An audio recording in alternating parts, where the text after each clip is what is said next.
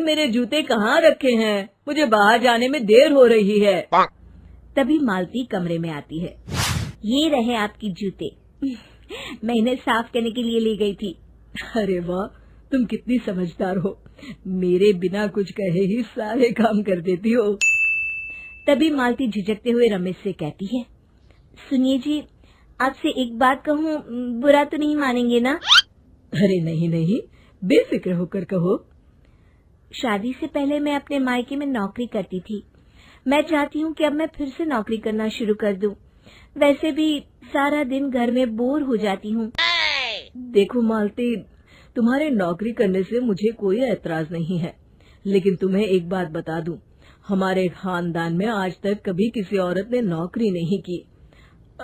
फिर भी एक बार तुम माँ से पूछ कर देखो, अगर वो तुम्हें नौकरी करने की इजाजत दे देती है तो अच्छी बात है। रमेश वहाँ से चला जाता है। फिर उसी शाम मालती अपनी सास के पैर दबा रही होती है। तभी उसकी सास मालती से कहती है, अरे क्या बात है बहू, आज तो ठीक तरह से मेरे पैर नहीं दबा रही। किसी ख्याल में खोई पड़ी है क्या? मैं भी तो जानूं आखिर बात क्या है। दरअसल वो माँ जी। अरे हाँ हाँ बोलो, इतना सोच क्यों रही हो? माँ जी, अगर आप बुरा न माने तो मैं नौकरी करना चाहती हूँ।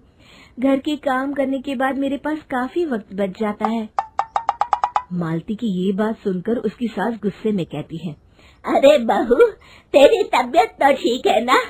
आज ये कैसी बहकी बातें कर रही है? भला हमारे खानदान में आज तक कभी किसी औरत ने नौकरी की है जो तू नौकरी करने की बात कर रही है, हैं? अरे बहू, तू क्या रिश्तेदारी में हमारी नाक कटाना चाहती है? जितना जल्दी हो सके अपने दिमाग से नौकरी का भूत उतार दे। और अब जा, जल्दी से रसोई में जा, खाना बनाने का वक्त हो रहा है। मालती मन मार कर खाना पकाने के लिए रसोई घर में चली जाती है। अगले दिन, नमस्ते माँ जी, कैसी हैं आप? अरे आओ आओ दिवाकर बेटा, बैठो, मैं तुम्हारे लिए चाय मंगाती हूँ। बहू, जरा एक कप चाय तो लेती आना। फिर दिवाकर एक फाइल खोलकर मालती की सास के सामने रख देता है। ये देखिए माँ जी, ये है पिछले महीने का हिसाब और ये रहे मुनाफे के रुपए। एक बार हिसाब देख लीजिए और इन कागजों पर अपने दस्तखत कर दीजिए।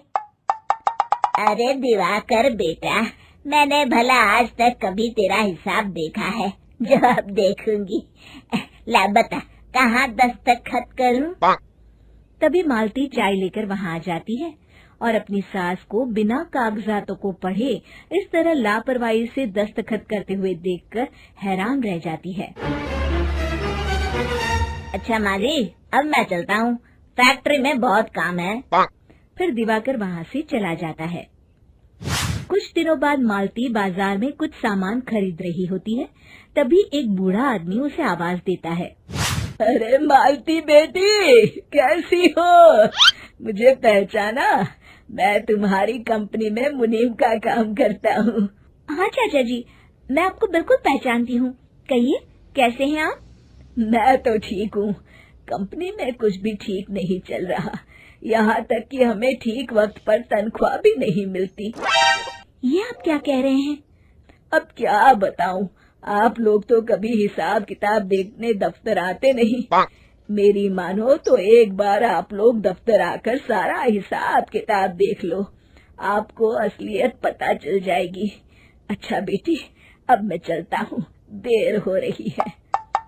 फिर वो बूढ़ा वहाँ से चला जाता है। वहीं दूसरी तरफ मालती घर पहुंचकर अपनी सास को सारी बात बताती है। तभी वहाँ रमेश भी आ जाता है, लेकिन मालती की सास मालती की किसी भी बात पर विश्वास नहीं करती। तभी रमेश कहता है, अरे माँ, बिना आग के कभी धुआं नहीं उठता। जब मालती इतना कह रही है तो हमें एक बार दफ्तर चलकर देख लेना चाहिए। वैसे भी हम लोग काफी दिन से अपने दफ्तर नहीं गए हैं। इस तरह किसी एक आदमी के भरोसे काम छोड़ना मुझे भी ठीक नहीं लगता। अगले दिन वे सभी अपने दफ्तर पहुंचते हैं और सीधे दिवाकर के कैबिन में जाते हैं। अचानक सबको एक साथ देखकर दिवाकर चौंक जाता है। अरे माँ जी, आप सब लोग अचानक यहाँ कैसे आ गए? अगर कुछ काम था तो मुझे एक फोन कर दिया होता, मैं आपके घर आ जाता। तभी मालती की सास कहती है, अरे दिवाकर बेटा, आज मैं हिसाब देखने दफ्तर आई हूँ, जरा मुझे पिछले 6 महीनों का हिसाब दिखाना तो बेटा। दिवाकर घबराते हुए हिसाब की फाइल मालती की सास को देता है। मालती की सास फाइल लेकर मालती को देती है और कहती है, ले बहू, देख ले हिसाब। मालती फाइल को बड़े गौर से देखती है और अगले ही पल उसे सारी गड़बड़ी समझ में आ जाती है। वो अपनी सास से कहती है, माँ जी, मुनीम चाचा बिल्कुल सही कह रहे थे। हमारी कंपनी में पिछले 6 महीनों में जितना मुनाफा हुआ है, हमें उसका आधा पैसा भी नहीं मिला। यूँ समझ लीजिए कि 1 रुपये में सिर्फ चवन्नी ही हमारे हाथों में आई है। मालती की बातें सुनकर मालती की सास गुस्से से दिवाकर को पूछती है, क्यों दिवाकर, मेरी बहू जो कह रही है वो सच है?